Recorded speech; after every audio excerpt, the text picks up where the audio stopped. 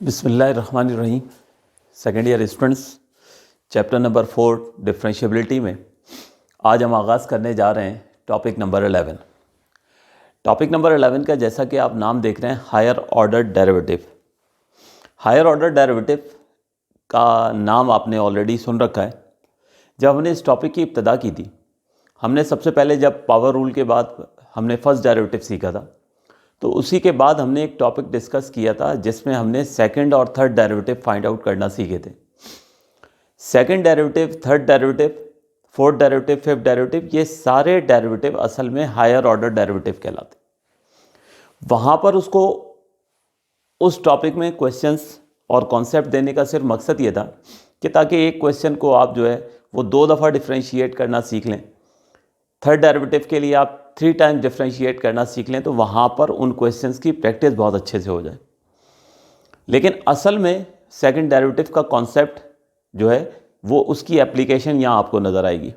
तो अगर आप अब बहुत अच्छे से उसकी प्रिपरेशन कर चुके हैं, तो नेक्स्ट टाइम जब आप प्रिपरेशन कर रहे हो तो अब वो सेकंड डेरिवेटिव और थर्ड डेरिवेटिव के क्वेश्चंस आपको करने की ज़रूरत नहीं है। वो उस वक्त एक कॉन्सेप्ट सिखाने के लिए कि किस तरह किसी इक्वेशन को हम डिफ्रेंशिएट करते हैं। तो सेकंड डेरिवेटिव और थर्ड डेरिवेटिव के 2-3 क्वेश्चन जो किए थे इस वजह से रखवाए थे। अब भले आप उसको क्वेश्चंस को जब दोबारा प्रैक्टिस कर रहे हो, अगर आपने एक दफ़ा बहुत अच्छे से कर लिया तो दोबारा ज़रूरत नहीं है। तो यहाँ पर उसकी एप्लीकेशन है और 2 क्वेश्चन है हमारे पास। एक क्वेश्चन सॉल्व एग्जाम्पल है, वो मैं आपको अगर टाइम ना हुआ तो लिखवा दूंगा, आप लोग उसको कर लीजिएगा। कोई बड़ा टॉपिक नहीं है, जस्ट 3 क्वेश्चन है। कोशिश होती है कि आज के इसी लेक्चर में हम इसको कंप्लीट भी कर लें। देखिए, हमें एक इक्वेशन गिवन है y = a cos x + b sin x for all values of a belongs to real number, यानी a और b जो हैं वो कोई रियल नंबर्स हैं। ठीक है, तो हमारे पास यहाँ पर कह रहे हैं कि अगर y बराबर है a cos x + b sin x के, तो आप शो कर दीजिए कि second derivative of y plus y = 0, यानी y के सेकेंड डेरिवेटिव में जब आप y को ऐड करोगे तो रिजल्ट 0 आ जाएगा। ठीक है, तो ये हमारा क्वेश्चन है। For all a belongs to real number, तो for all a and b होना चाहिए था। ठीक है, a और b दोनों रियल नंबर होंगे। तो बस 12, वो तो एक जस्ट कंडीशन है, इग्नोर करें। आपको एक इक्वेशन गिवन है y = a cos x + b sin x, तो आपको उस y के सेकंड डेरिवेटिव में y को ऐड करना है। तो ये आप देख सकते हैं, ये गिवन इक्वेशन थी y = a cos x + b sin x। इसको मैंने सबसे पहले जो है वो डिफ्रेंशिएट किया। डिफ्रेंशिएशन यकीनन रिस्पेक्ट टू x होगी, तो a cos x को भी डिफ्रेंशिएट होना था, b sin x को भी डिफ्रेंशिएट होना था। तो दोनों के साथ ऑपरेटर ऑफ डेरिवेटिव लिख दिया।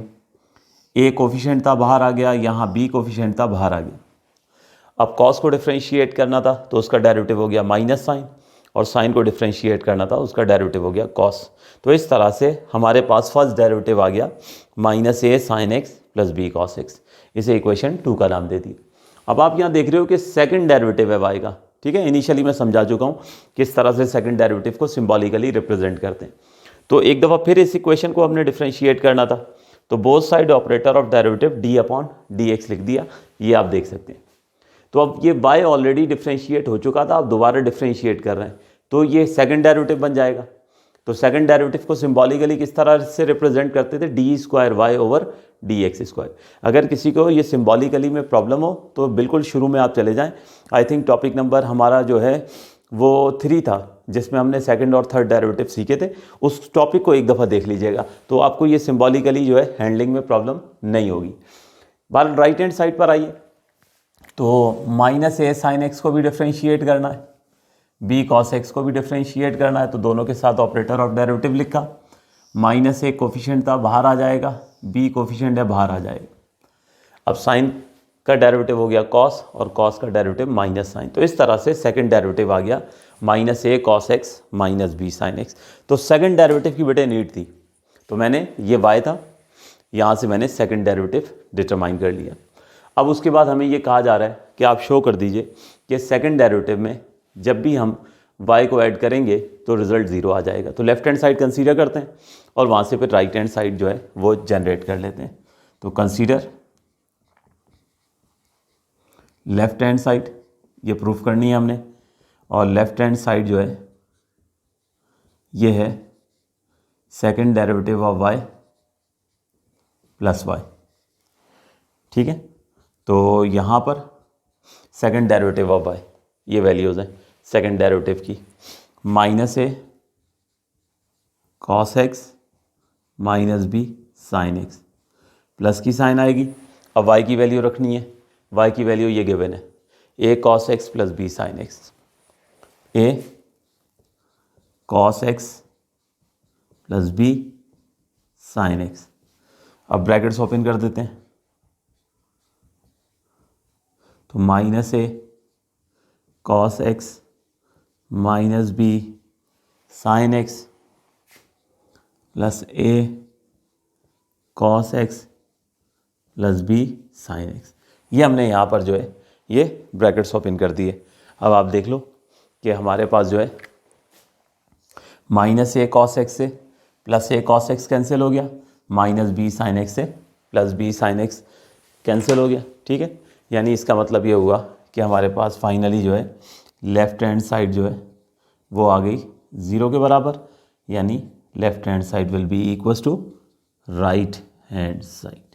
तो ये इस तरह से हमारे पास जो है हम लेफ़्ट हैंड साइड लेकर चले थे, ठीक है। और फाइनली आप देख सकते हैं कि लेफ़्ट हैंड साइड जो है वो 0 के बराबर आ गई, जो कि हमारी किसके बराबर है, राइट हैंड साइड के बराबर है। तो इस तरह से हमारा ये क्वेश्चन जो है ये प्रूव हो गया। स्टूडेंट्स नोट करें इसको क्विकली, होप सो आपको समझ आ गया होगा।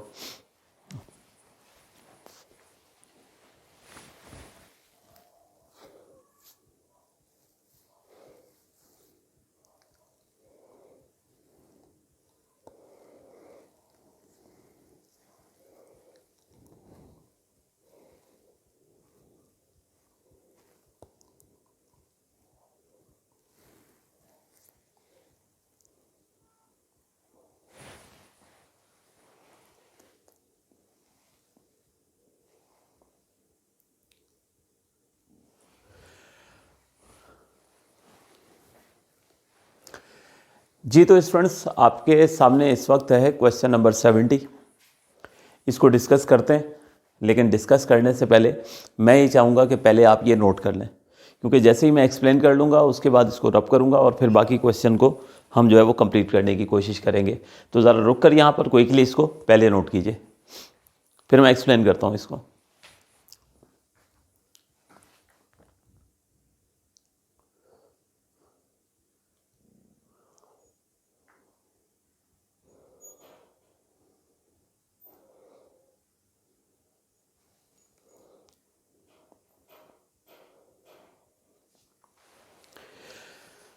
जी तो स्टूडेंट्स होप सो आप लोग नोट कर चुके होंगे।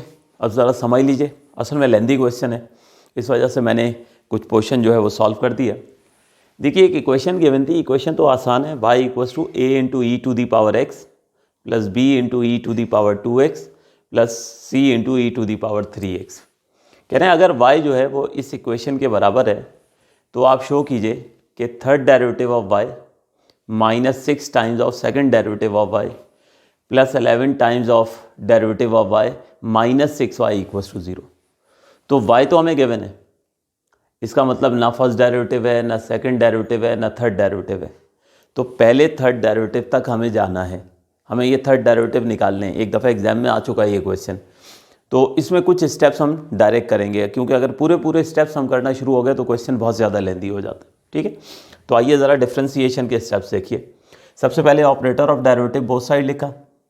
अब 3 टर्म्स थी, a into e to the power x, इसके साथ भी ऑपरेटर ऑफ डेरिवेटिव लिखना था। फिर डी अपॉन डी एक्स इसके साथ भी आएगा और डी अपॉन डी एक्स इसके साथ भी आएगा। लेकिन हमें पता है ना कि जब इसके साथ डेरिवेटिव आएगा ऑपरेटर ऑफ डेरिवेटिव तो ए एज अ कोफिशिएंट बार शिफ्ट होना है, यहाँ बी एज अ कोफिशिएंट बार शिफ्ट होना है, यहाँ सी एज अ कोफिशिएंट बार शिफ्ट होना है। तो ये काम मैंने डायरेक्ट कर दिया, यानी जब a into e to the power x को डिफ्रेंशिएट करेंगे तो a एज अ कोफिशिएंट बार चला गया। जब b into e to the power x को डिफ्रेंशिएट करेंगे b एज अ कोफिशिएंट बार चला गया। जब c into e to the power 3x को डिफ्रेंशिएट करेंगे तो c एज अ कोफिशिएंट बार चला गया। अब आ गया मरला डिफ्रेंसिएशन का, e to the power x, exponential का डेरिवेटिव एक्सपोनेंशियल फंक्शन ही होता है, उसके बाद उसकी पावर का डेरिवेटिव होगा, x का डेरिवेटिव रिस्पेक्ट टू x 1 हो जाएगा, डायरेक्ट लिख देना है।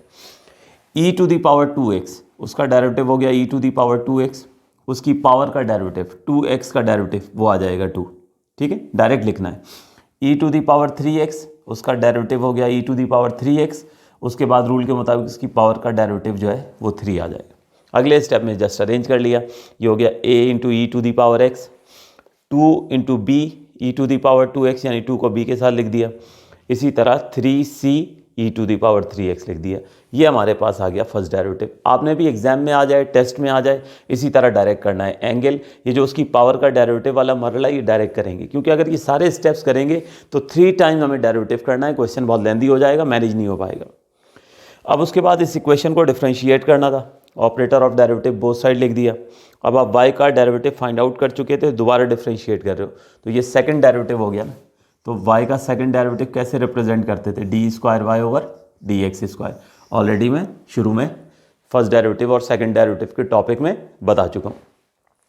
तो लेफ्ट हैंड साइड तो ये सिंबॉलिकल नीड पूरी हो गई। राइट हैंड साइड पे फिर वही काम किया, a into e to the power x को डिफ्रेंशिएट करना था, तो a एज अ कोफिशिएंट बाहर ले जाएं।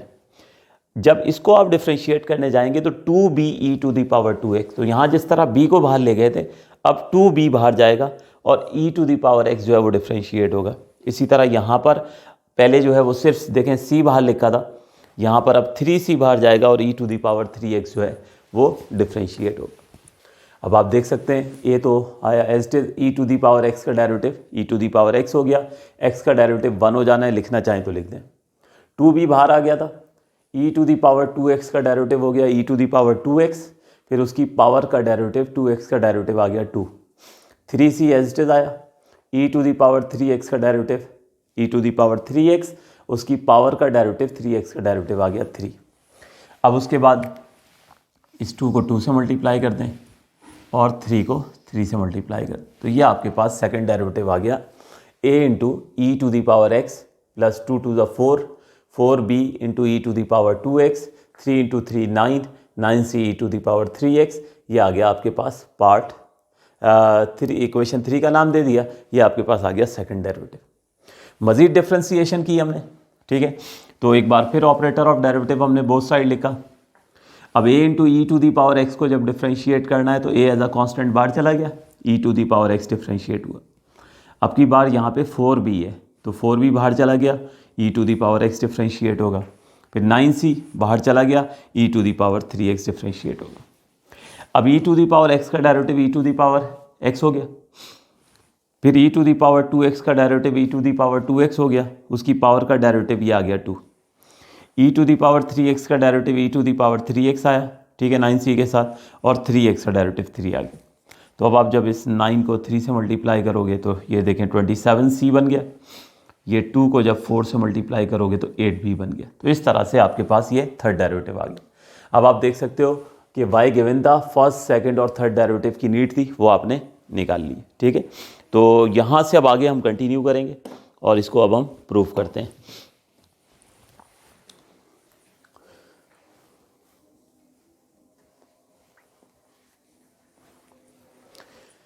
तो अब हम कंसीडर करेंगे लेफ्ट हैंड साइड, ठीक है, और राइट हैंड साइड 0 जो है वो हमने प्रूफ करनी है। तो यहाँ से मैं रब करूँगा,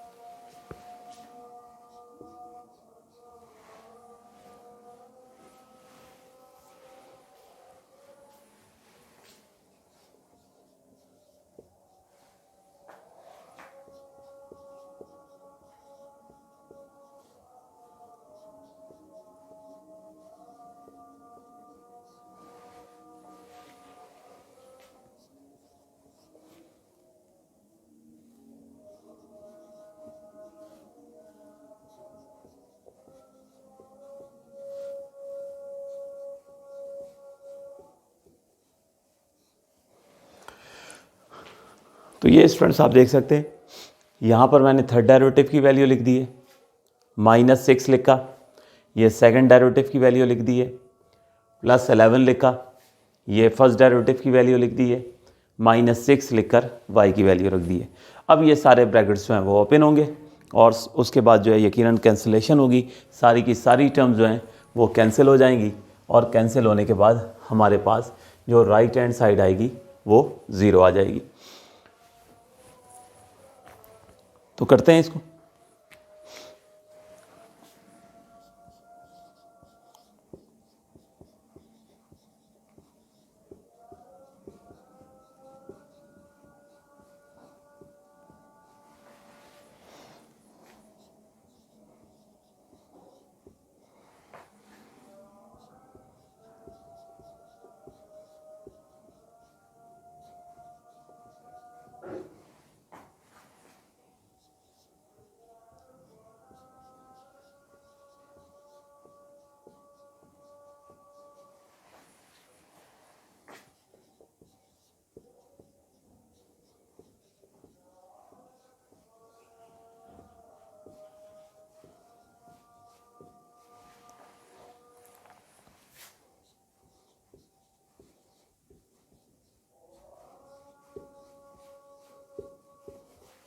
तो ये सारे ब्रैकेट्स जो हैं ये मैंने यहाँ पे ओपन कर लिए हैं।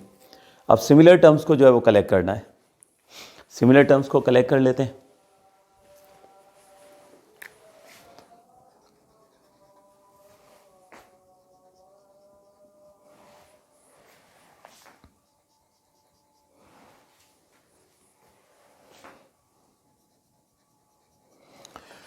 तो सबसे पहले ये देखिए ए वाली हमारे पास जो है कितनी टर्म्स हैं, हमारे पास 4 टर्म्स हैं। तो सबसे पहले यहाँ पर a इंटू ई की पावर x है, -6a into e to the power x है, 11a e to the power x है और -6a to the power x है। तो देखिए यहाँ पे सबसे पहले तो ये वाली टर्म जो है -6a e to the power x, इसने तो ये यहाँ पे, बल्कि सॉरी ये माइनस के साथ हैं, दोनों माइनस के साथ हैं, तो ठीक है कैंसिल नहीं होंगी। तो देखिए क्या हो रहा है, ये हमारे पास ये सारी ए वाली टर्म जो मैंने मेंशन की हैं ये सारी कलेक्ट करनी है। तो ये देखिए a + 11a ये 12a हो गया। सबसे पहले तो ये लिख देता हूँ मैं, a + 11a ये हो गया 12a into e to the power x, -6a और -6a ये हो गया -12a into e to the power x। सबसे पहले तो ये a वाली कलेक्ट होगी, ठीक है, जो यकीनन ये a वाली टर्म्स कैंसिल हो जाएंगी और 0 की तरफ जाना है हमने। अब आए b वाली टर्म्स पे, ये रही 8b, उसके बाद -24b, उसके बाद 22b और उसके बाद -6b। ये b वाली भी हमारे पास जो है ये 4 टर्म्स है। तो 8 -24 22 -6, ठीक हो गया। तो 8 में से आप 24 माइनस करें, 8 में से आप 24 माइनस करते हैं तो ये बनता है, यानी इन दोनों टर्म्स को आप सॉल्व करें तो ये बनेगा -16b into e to the power 2x। इसी तरह ये b वाली जो टर्म्स हैं इनको सॉल्व कर लें तो 22 - 6 जो है वो आप माइनस करें तो ये बन जाएगा +16b E to the power 2x। लीजिए ये भी कैंसलेशन की तरफ चली जाएंगी। अब c वाली टर्म्स कलेक्ट करते हैं। तो c वाली टर्म्स हमारे पास जो है, एक ये रही 27c, एक हमारे पास है -54c, एक हमारे पास हो गया 33c और ये हो गया -6c, ठीक है, ये 4 टर्म्स हो गई हैं। तो 27 -54c, पहले इन दोनों को सॉल्व करें तो ये -27c into e to the power 3x ये बन जाएगी। 33 में से आप 6 जो है वो माइनस कर दें तो ये भी 27 बन जाएगा, लेकिन ये पॉजिटिव का 27c into e to the power 3x बनेगा। अब आप देख लीजिए कि सारी की सारी टर्म्स जो हैं ये देखिए, 12a -12a से कैंसिल, -16 + 16 से कैंसिल, 27 -27 + 27 से कैंसिल, तो ये हमारे पास जो है वो 0 आ गया and which is our required right hand side. तो क्वेश्चन थोड़ा सा लेंदी ज़रूर है लेकिन आसान है, इतना मुश्किल नहीं है। ठीक है, बस ये आपने डेरिवेटिव्स में एक काम करना है जिस तरह से मैंने सिखाया है, कुछ स्टेप्स स्किप करने हैं, यानी वो जो उसके पावर का डेरिवेटिव है, ठीक है, वो डायरेक्ट लिख दीजिएगा, वरना अदरवाइज ये क्वेश्चन बहुत लेंदी हो जाएगा। इसको नोट कीजिए। इसके बाद एक क्वेश्चन और है जो सॉल्व एग्जाम्पल है, आया नहीं है पास्ट पेपर्स में कभी, लेकिन मैं आपको देता हूँ, उसको ज़रूर कर लीजिएगा आप लोग। इसको नोट करें पहले।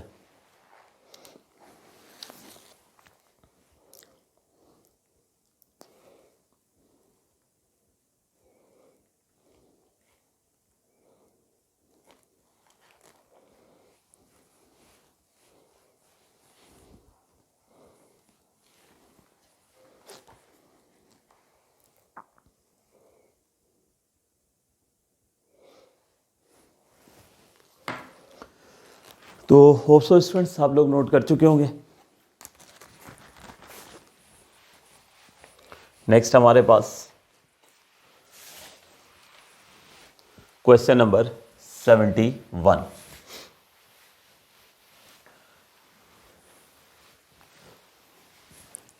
क्वेश्चन नंबर 71 सॉल्व एग्जाम्पल है, ठीक है, आ सकती है एग्जाम में, आई नहीं है इससे पहले जहाँ तक मुझे याद पड़ता है। क्वेश्चन नंबर 71 बिल्कुल ऐसा ही क्वेश्चन है जैसे अभी हमने दो क्वेश्चंस किए हैं कि if y equals to a plus b x into e to the power x, अगर y जो है वो बराबर है a plus b x into e power x के, तो शो करना है कि second derivative of y -3 times of derivative of y plus y equals to 0। तो बिल्कुल एग्जैक्टली ऐसा ही स्टेप्स है, ठीक है, जिस तरह से हमने किया है। y गिवन है, देखें फर्स्ट डेरिवेटिव और सेकंड डेरिवेटिव, उससे आसान है ये, तो इसलिए मैं करवा देता हूँ। हो सकता है एग्जामिनर जो है वो ये क्वेश्चन दे दे, क्योंकि वो क्वेश्चन जो एक्सरसाइज थे वो बहुत लेंदी हो जाता है, तो इसमें इतने ज़्यादा स्टेप्स जो है वो यकीनन नहीं होंगे, तो इसके चांसेस बन जाते हैं एग्ज़ाम में, ठीक है। तो इसको स्टूडेंट्स कर लीजिएगा आप लोग। आज का लेक्चर यहीं तक ही रखते हैं, इंशाल्लाह फिर हम नेक्स्ट लेक्चर से जो है आगे फर्दर कंटिन्यू करेंगे। इसके बाद हमारा लास्ट टॉपिक स्टार्ट होने जा रहा है, बहुत ही इंपॉर्टेंट टॉपिक है, टॉपिक नंबर 12, जिसे हम फर्स्ट प्रिंसिपल मेथड कहते हैं। उस टॉपिक की ख़ास बात यह है कि उस टॉपिक से आमतौर पर यूँ समझ लीजिए कि एक क्वेश्चन 100% एग्जाम में आ रहा होता है, तो बहुत ही इंपॉर्टेंट टॉपिक है। एक तरह से डेरिवेशन है, जो हमने शुरू में ट्रिग्नोमेट्रिक फंक्शन सीखे थे, साइन का डेरिवेटिव कॉस है, कॉस का डेरिवेटिव माइनस साइन है, उस वक्त जो आपको बताया था उनको हम दर हकीकत ड्राइव करेंगे, और ये जो डेरिवेशन का प्रोसेस है ये फर्स्ट प्रिंसिपल मेथड कहलाता है। तो अगले लेक्चर में हम कंटिन्यू करते हैं। थैंक यू एंड अल्लाह हाफ़िज़।